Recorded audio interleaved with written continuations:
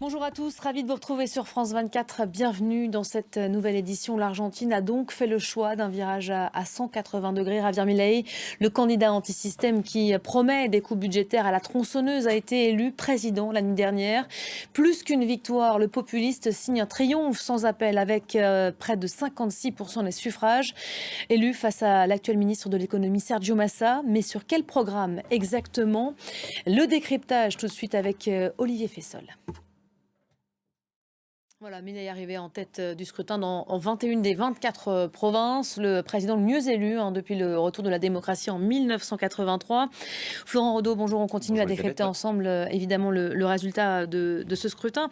Qu'est-ce qui nous dit exactement ce vote de l'Argentine aujourd'hui? Ça dit beaucoup du désamour, de la méfiance, de la défiance toujours plus grande à l'égard de la classe politique argentine. Beaucoup de questions donc posées à l'issue de ce scrutin. Merci beaucoup Florent Rodeau. En tout cas, on sait que l'une des destinations qu'il choisira pour se rendre à l'étranger, ce sera Israël, un C'était pays une promesse. et qu'il fascine, une Mm. promesse. On verra si ça se concrétise.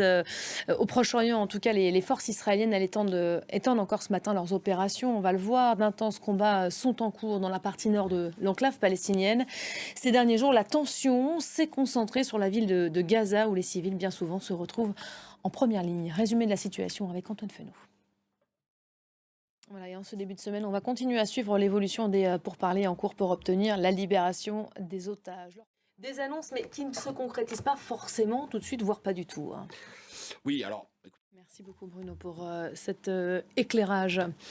C'est la journée internationale des droits de l'enfant également. À cette occasion, un nouveau plan national doit être dévoilé ici en France par Elisabeth Borne.